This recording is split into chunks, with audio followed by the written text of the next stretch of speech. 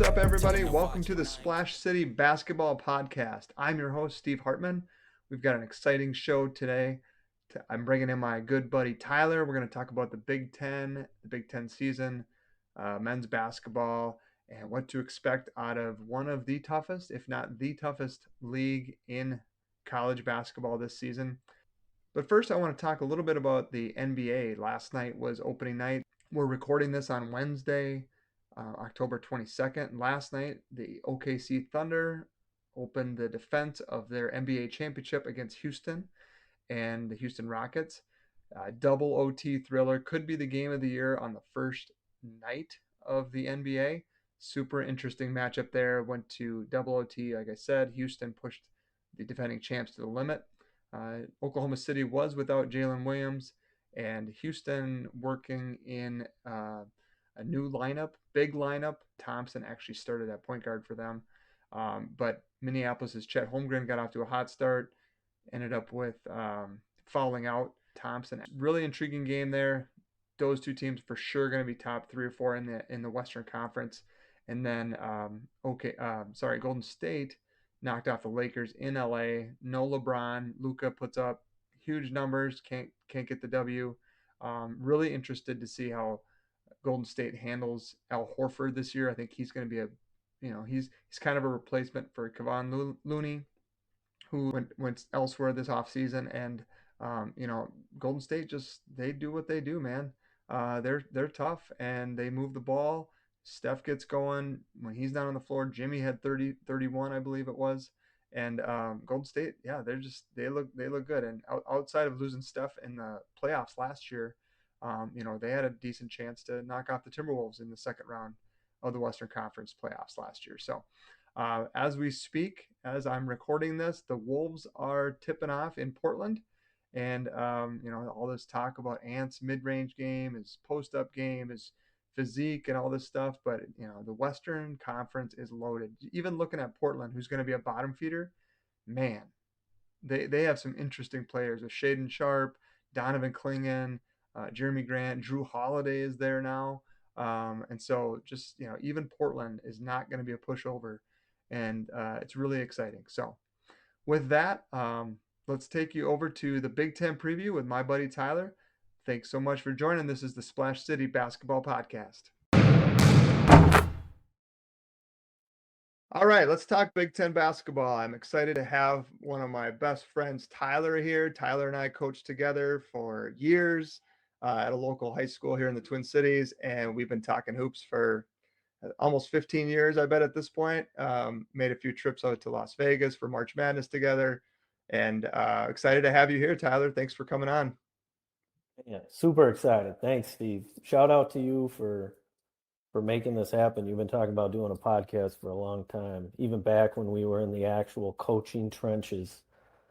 Long nights on those bus rides. I don't know how we did it, man. You don't get home till 11 o'clock. You got to get up at 6 o'clock, and it seems like another life. But happy to be here and talking hoops with you.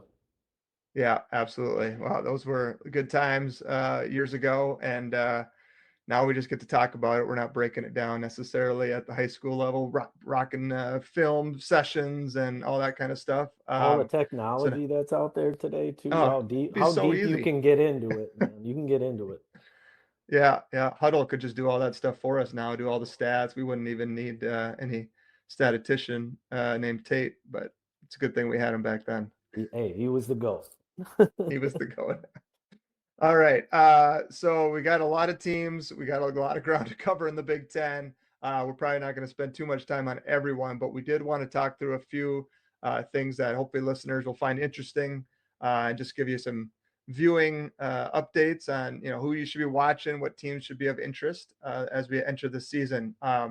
So preseason media poll came out. Not really a big surprise for those who pay attention to it, but Purdue is the clear-cut favorite according to most polls that I've seen, including the national polls. They're number 1 or 2 usually in those as well. Coming off a Sweet 16 run, they have All-American Braden Smith. They have Trey Kaufman-Renn back and Fletcher Loyer back from the team that took runner-up a couple years ago. I actually looked into this. They have 69% of their minutes returning from a year ago, eighth most in the country, and far higher than the next highest high major program, which is actually UConn.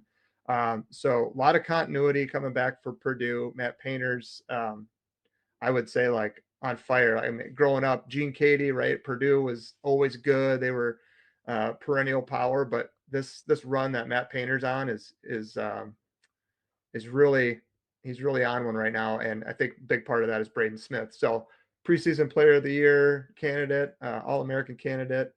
They're going to be Just battle tested here too, because we got 6 total teams ranked in the top 25 preseason. So they're gonna see some good teams throughout the year, especially late in the year. So that's gonna help them yeah, too.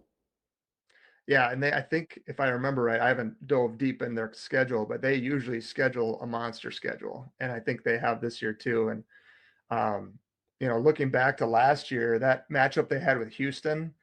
I watched some videos, I think it came through Instagram, but just about how Braden Smith handled Houston's defense better than anyone all year, and how they like to trap the ball screens, and he just like toyed with them and gave them a real shot, right? Like Houston was close to winning a national title, and Purdue gave them a heck of a game. And so like just returning what they do, I mean that they're seems like to me they're kind of on a collision course with Houston again in a championship this year if all goes well for both of them. But they're a juggernaut for sure. Yeah, I think this is a case too where Nil might have helped keep a kid in college too, because Braden Smith, he's one of these guys now. Add him to the list, they feel like he's been in college for 15 years. But, if you're going to be ranked preseason number 1 and you're the level of talent he is, of course you're coming back. So, Matt Mm-hmm. Painter's got to be feeling pretty good going into the year. Yeah. My only question, and I feel like they kind of got over this hump a couple years ago when they got bounced as a 1 seed in the first round. Next year they come back into the championship game. But now, I mean, they're back to this like huge pressure, right?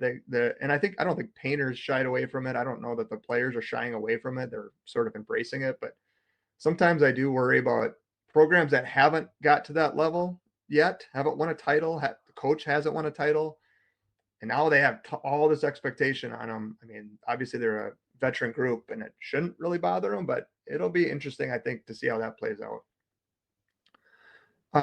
One of the things that they did add to their team this year, they didn't lose a ton of starting minutes, but they added Oscar Clough, who's a big man down low. He's from South Dakota State, actually. So some local fans of SDSU and NDSU see them play a lot will recognize that name. So he'll help make them even bigger.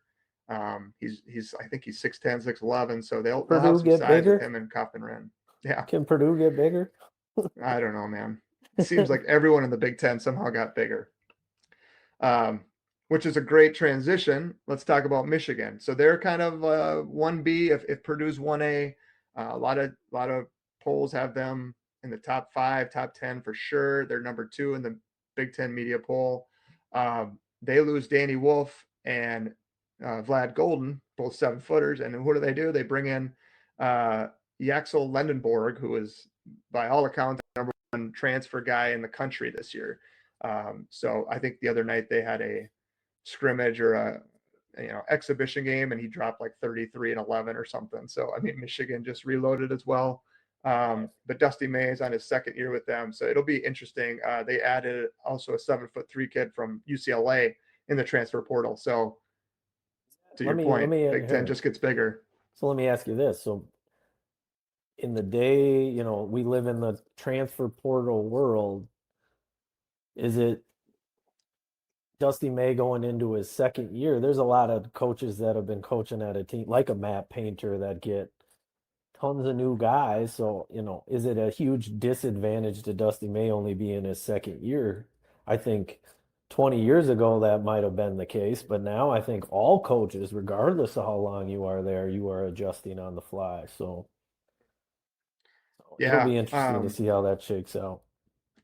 Yeah. I mean, I actually heard, I think it was the Eye on College Basketball podcast. They were talking about how used to be like as a coach, you being a recruiter was a big deal, right? Like you had to go into homes, you had to be out there on the trail, high school games, and now it's basically like write the check, they either sign or they don't, and that's all that at this point, and Michigan they have purse strings, right? Like they got money, so I'm sure it's easier for Michigan. Even it doesn't matter, he's a second year coach, really. I mean, they brought in one freshman this year, guard who's supposed to be good, Trey McKinney.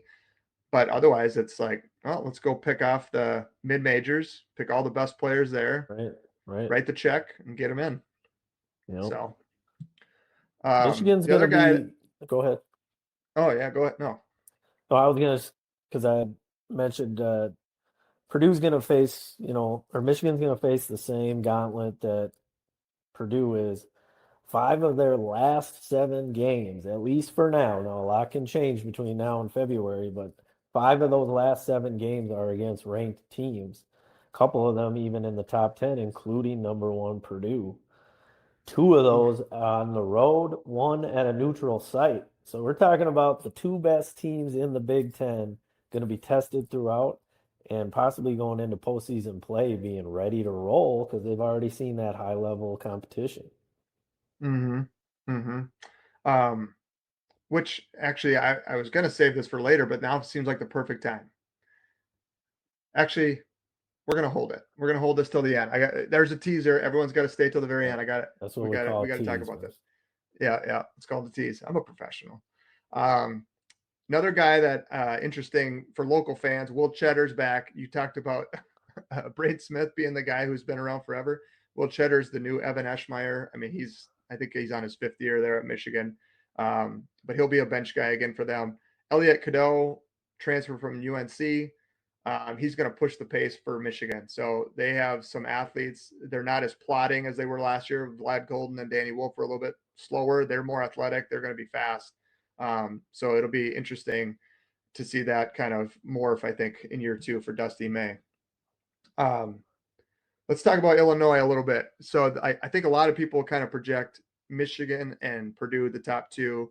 And then the next group, there's usually a mix of Illinois, UCLA, Michigan State, and maybe Wisconsin's in that group. We'll get to them later. But I enjoy watching Brad Underwood's teams. I like the way he puts teams together. Now he's gone the European route.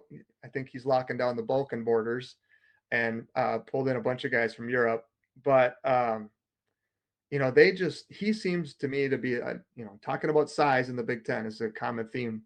But they brought in Ivisic from Arkansas, who's 7'2". His brother's Tomislav Ivisic is 7 feet tall. So they got those 2 right there that are over 7 feet. They got this Serbian, I don't know how to say the first name, but Petrovic he's 6'9". So apparently he's just incredible. So last year they had Kasparis Yakachonis, who's in the NBA now. And I mean, it's just like crazy how many of these European guys he's getting, because in Europe, they're playing professional ball at 15, 16 years old. So they know how to play. They're physically tough. I just think Illinois is going to be maybe like they are every year where they're good, but they're not great. But I mean, if things fall right for Illinois, they could be pushing Michigan and Purdue, and they could be pushing for a Final Four berth. Always got tough guards. Illinois Yeah. always has. Backcourt is always strong. Yeah. Yeah. And he's got a senior, Kylan Ball, as well. Last year, Ty Rodgers was hurt all year, but he's 6'6". Played 38 games the year before. So, I mean, like and then they brought in Peja Stojakovic's kid, 6'7" guard who can score at all 3. I mean, I don't know, man. I really like Illinois' team. Is he a freshman? No, he's a junior, I think. Okay. I know he played last year at Cal. I thought he was a sophomore last year. So, yeah, I mean, I almost would put Illinois in that. I think they are just as good as Michigan. Maybe not quite at Purdue's level, but pretty darn close. Yeah. All right, let's talk about some of the other teams. We got to talk about Wisconsin across the border. Half their rosters from the Twin Cities, so we always have to bring them up on the show. But getting them back in the football area, though. Minnesota's starting to steal some Wisconsin football recruits, so we just gotta. Well, it helps when So you win the games. The basketball I team suppose doesn't beat Wisconsin, so. that's true. That's true. Plus, I think those Lakeville North kids just like wearing red and white, and they don't want to change. They don't want to do anything, so they just go to Wisconsin. It's just easier. There's But Nolan something Winter, about so that 7 footer, pipeline Trevor Winter's kid, right? Like he went to the U of M. Nolan Winter, his son, goes to Wisconsin. He returns. John Blackwell returns. They have a former St. Thomas player who went to Virginia, Andrew Rohde, 6'6" guard. He's back. The big acquisition, I think, for Wisconsin is Nick Boyd, who was at San Diego State and actually went to the Final Four with them. So a lot of people are talking about John Blackwell, but I think Nick Boyd is going to make that backcourt really good. Wisconsin's, they're Wisconsin. They're going to be in it, right? They're going to be top 6 in the Big Ten. They are every year. They added some more size to help with Winter. Let's go through the other Minnesota guys on this roster. Braden Carrington, Park Center from Minnesota, Tulsa, Wisconsin. I don't know. I mean, he was a pretty good defender. His offense is super hit and miss. So I don't know how much time he's going to get over like a guy like Jack Janicki, who from White Bear Lake, who played a lot last year as in a reserve role. I feel like those two kind of, I don't know if they cancel each other out, but they kind of will take minutes from each other because Carrington's not a true point, and neither is Janicki, so they'll be kind of reserve guards for them. But he was originally a uh, walk-on too. That's pretty impressive to yeah, because he had yeah, and I some. think you saw him play a little bit in high school, right? And he was Yeah, always I filling it watched up. quite a bit Yeah, of him, and he was kind of a guy that might have gotten bored at times at the high school level, and then all of a sudden he'd be like, "All right, I'm going to turn it on," and you were like, "Holy cow, this guy's the best player on the floor." And when I heard that he was walking on at Wisconsin, I was like, "Man, he could have gone a lot of places and been the guy right away." I wonder if he'll even play. And look at that, he's going to yeah, be a very solid player for them. It's a fun yes. storyline there. Yeah, yeah. And then they also have a 6'6" Jack Robinson, also from Lakeville, who will probably be in like that, later rotation spot. But they're pretty solid. I think the biggest storyline from Wisconsin on my end is the return of Brad Davison, everyone's favorite Wisconsin Badger player. Um, so he's back on the staff working with the team. My question is, how many fake charges, fake hustle plays will they add just because he's on the coaching staff? I mean, that's got to be 2 charges a game, right? Or technical fouls too, You can get a bench Oh technical. man, that was, yeah. He was, when he chose Wisconsin, I was super bummed because that was the year that Minnesota had the Champlain Park kid who went to Colorado. Davidson went to Wisconsin, and then we ended up with Jelly Roll, I think, or Jelly Fam, whatever his name was. What big Unfortunately, miss that there. was the demise of Patino. Yeah. Um, let's see who else we want to talk about here. Indiana, new coach Darian DeVries brings his son Tucker from West Virginia. Tucker hardly played last year, injury prone, or not injury prone. Sorry, he was just hurt last year, so he only played a few games. They do bring in a big time scorer from Sam Houston State who averaged 20 points a game. So Indiana's one of those teams that I look at. I'm like, they're preseason number 10. I could see them being kind of, elevating that to like 7, 8. I could see them falling down and not being quite as good.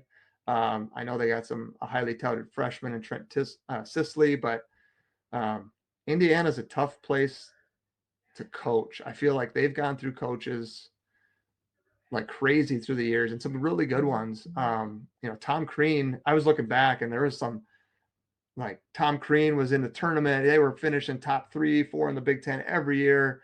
Wasn't good enough. And ever since then, they've been getting a little bit worse and worse and worse. So is it like all their money's going to the football program now? Do they have money for the basketball program? I'm sure they do, but I just feel like Indiana's an though interesting job. Indiana is a basketball state though. I know It is. college football is the driver of the money train, but I'd be shocked if the focus switched to football. But you're right. Yeah. Like ever since, man, I can't tell you what year, but I know I was in high school, so early 2000s, they were top team in the country, and then all of a sudden you're like, man, what happened to that place? Mm-hmm. Yeah. Mike Davis, 2002, they lost to Maryland in the championship game. So, Yeah. and it's kind of been a struggle to get back to that level since. UCLA, also an interesting team. A lot of projections have them in the top 4, maybe a top 5 seed in the NCAA tournament. They're preseason ranked number 3, according to the media poll. I think a big part of that is adding Donovan Dent from New Mexico, former Richard Pitino guard, averaged 20 points a game, 6 assists in the Mountain West, was the player of the year. I mean, he's a big time player. I mean, just think about the guards right now in the Big Ten. Like, it's crazy how good some of the guards are. So Donovan Dent, Braden Smith, um, Boswell at Illinois, Elliott Cadeau at Michigan, and there's like a Jackson Shellstead at Oregon we haven't even talked about. Blackwell, Wisconsin. I mean, the talent in the Big Ten. I think the Big Ten this year is kind of a little bit like what the SEC was last year, where it's like a bunch of older guys, super deep teams, tons of tournament teams. It is just going to be a battle every night, and UCLA will be right in that mix. It's weird to talk about them in the Big Ten, though. Well, it helps. Well, just to, not to deflate your point, but it helps when you have 18 teams in your conference. You know. True. Right. Yeah, that's Oh, true. I think they had 8 tournament teams last year. So I'm most projections I've seen have them at least 10, 11. So we'll see. But and Mick Oregon, Cronin, Mick Cronin is top 3 scariest coaches in America, man. Like, if that guy is yelling at you in a practice, I wouldn't want to be that player. So that guy's yeah, got some fire. His teams are always ready to fight, not physically fight, like fight in the game. never So know. yeah, He well, his rants on the travel last year were outstanding. So I'm hoping we get more of that. Maybe they'll like have him go to a Rutgers on a Thursday and then back oh home on a man, Saturday game just to fire him up because those are outstanding I don't rants. want to take that phone call, man. Big Ten commish and having to listen to Yeah, that guy go at you. yeah. Um, Oregon, they were a 5 seed last year. Minnesota beat them at home, so they're kind of a crazy team. Dana Altman's been there a while.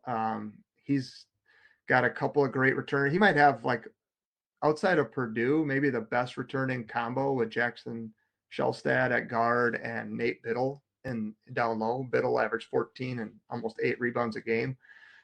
So those two alone, if they can stay healthy and they're solid, like they're going to be good. They'll be in the mix too. Like they're going to be in that kind of second tier.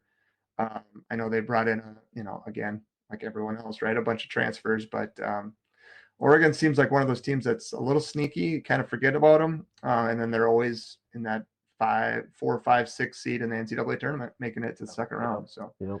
um, let's talk about Wisconsin, or sorry, not Wisconsin. We already did that. Iowa. New coach Ben McCollum brings with him Bennett Sturts from Drake, which on a previous pod I talked about how if you're a coach at Drake, you're going to the Big Ten. Like that's just a done deal. DeVries was there, Medved was there. Now we got Ben McCollum there. What to expect out of Iowa? I'm not sure. I feel like they're a little bit overvalued in some of the preseason polls. Have them at 8 in the Big Ten. To me, seems super high considering total roster turnover. Ken Pom to start the year has him at 13th. Torvik has him at 10th. That's probably where I would probably slot him more like in that 10, 11, 12 range. But McCollum's won everywhere he goes, man. 31-4 last year at Drake. Super slow pace, so very different from Fran McCaffrey. I think it'll be interesting to watch Iowa this year and just see how Bennett Sturts and some of these former D2 players who were played for McCollum transition to the Big Ten. Let's see. Last one in kind of this group that I want to talk about is Maryland. Buzz Williams takes over for Kevin Willard, who went to Villanova. Brought with him Cottage Grove's Pharrell Payne from Texas A&M. And Maryland, man, I really like Buzz Williams as a coach.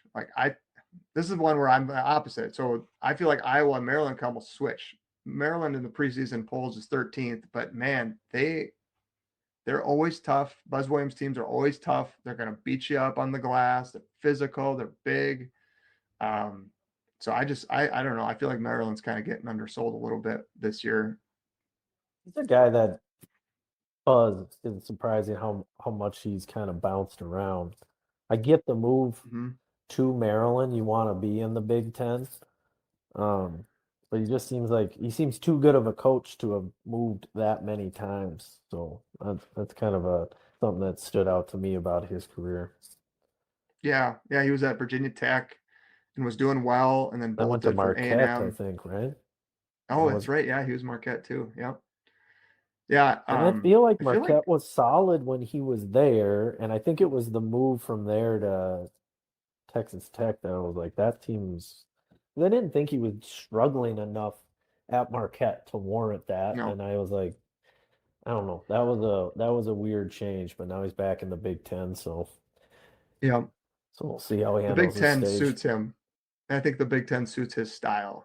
He's You know. he's a guy like you Mick Cronin, I'm scared of. Buzz Williams, I'm like, this guy's crazy, but you want to play for him. Like he seems super positive, always got his players back. Not to say other coaches don't, Yeah. but there's a difference in his fire, I feel. Yeah. Um, one team we haven't talked about yet, which is crazy at this point, to not hit on them, but Michigan State and Ohio State actually too. Both of them. Um, Preseason had Michigan State at number 6. They went to the Elite Eight last year. Jace Richardson's gone. Trey Holloman from Cretin-Derham Hall, he's gone to NC State now. So really, the backcourt is Jeremy Fears. They brought in a transfer from Samford. Otherwise, they returned Colin Carr, Jackson Kohler, Carson Cooper. So they returned their front court. Um, I'm not sure what to make of that. I think some of their success late last year was kind of this return to Izzo ball, right? Like more just killing on people on the glass, rebounding. I remember that Michigan State Illinois game where Michigan State just dominated the glass against them and kind of ran away with the Big Ten last year. So it's weird to doubt them with Izzo there, but something just tells me like I don't think they quite have the guards this year to truly compete in the like for the first round bye in the tournament, Big Ten tournament. I mean, I'm sure they'll be good. Maybe 6 is right where they should be, but just not sure how I feel about Michigan State right now. It's been a while since you thought that, I bet. Like you're unsure of Yeah. how Michigan State will be. So Well, like you said, they added 4 more teams. That's part of it. 2 of them true, are but probably going to be above Tom Michigan Izzo State. is But Tom Izzo, so mhm. he finds a way. Yeah, I mean, yeah, they had the year where they had Cassius Winston, right? A couple of years with him where he was that veteran guard that Izzo loved. And last year, Jace Richardson and I would say Holloman to some degree too. Provided some steady hand for them. But I mean, no offense, I like Jackson Kohler and Carson Cooper's okay, but like those aren't real athletic bigs. Like Izzo's best teams usually had like a Xavier Tillman or Draymond Green or like those guys aren't there. I don't know. I feel like in the Big Ten, the way we were just talking about the size of some of these teams, and they're not just big, they're super skilled, athletic guys. I don't know how Michigan State's going to hold up against them. Ohio State, the only real thing I wanted to talk about with them was Taison Chatman from Totino-Grace is back healthy. So I'm hopefully he was a big recruit coming out of high school, and I hope he can stay healthy and contribute for them. I would love to watch him play for the Buckeyes. They're picked to finish ninth in the Big Ten, but Jake Diebler's kind of in a I don't want to say like do or die type of season, but he was interim coach. Everyone got all excited. And now they've just kind of been but they do have Bruce Thornton back, Devin Royal back, so most people have them in the tournament this year. So um, I'm not super high on Ohio State, but they're also probably going to be good just because their talent is good. So um, okay, so Nebraska can talk about them a little bit, but they're picked finish low. They got Rink Mast is back after missing last year to injury, and he torched BYU in their exhibition game the other night. So I think Nebraska could be, they could be all right. But uh, otherwise, I wanted to talk about Rutgers a little bit because this is a team that just floors me. Um, Steve Pikiell had a couple of seasons where they go to the NCAA tournament, they break this drought. Um, they look like they're really building something, and they lose a bunch of guys to the transfer portal. They kind of fall off. Then he brings in 2 top 5 NBA picks and they don't even make the NCAA tournament. And now this year they're picked to finish like 17th. And I can't figure out like this team. Like when he has talent, they're terrible. When he had less talent, they were still, I mean, they had some, they were decent, but they were grittier. They were kind of tough. It's just, I don't know which way they're going to go this year. And it's weird talking about like a team that's picked 17th in the Big Ten, but like, they fascinate me. That sounds like a case where the donors were like, all right, we're going all in. Let's get them some talent. And then they watched that season. We're like, we're not doing that again. Sounds like the Exactly. Pole lads and the Twins, man. Yeah, that's exactly right. Like they got a couple guys. You still didn't get to the tournament. You weren't that good. Right. So why would we give you more money to bring in more players if you're not going to do anything? Yeah, I don't know. He might be on the hot seat there. All right, let's wrap up. I got a couple of thoughts here. I was teasing this earlier. We talked about the gauntlet that the Big Ten is. We talked about how good Purdue and Michigan should be, and probably Illinois. Is this the year that the Big Ten breaks the national title drought? They haven't won a title since 2000. They're 0-8 since then in title games. Is this the year, Tyler? Does the Big Ten get it done? I mean, I know we have the number one team right now, but you made a really good case for Purdue staying strong, but man, other than them, I don't know. I'm a betting man, Steve. I bet I would not put my money on the Big Ten to win the championship this year. Yeah, it's tough. I mean, you got the field versus 2-3 schools. It's tough to pick them, but I think, what usually wins in March is guards, and Purdue's got maybe the best one. So it'll be, I think this is probably the best chance just because there are multiple teams. Yeah, I agree with that. This is probably one of their better chance years, but there's been and that tourney is a whole nother beast. So yeah, it is 6 games, man. All right. Well, with that, I think we'll wrap up. This is super fun. Excited to talk Big Ten hoops when the play actually starts. A couple weeks. We're less than 2 weeks away. So, Tyler, thanks again for coming on and talking Big Ten hoops. We'll do it again soon, buddy. Absolutely. Thanks for having me, Steve.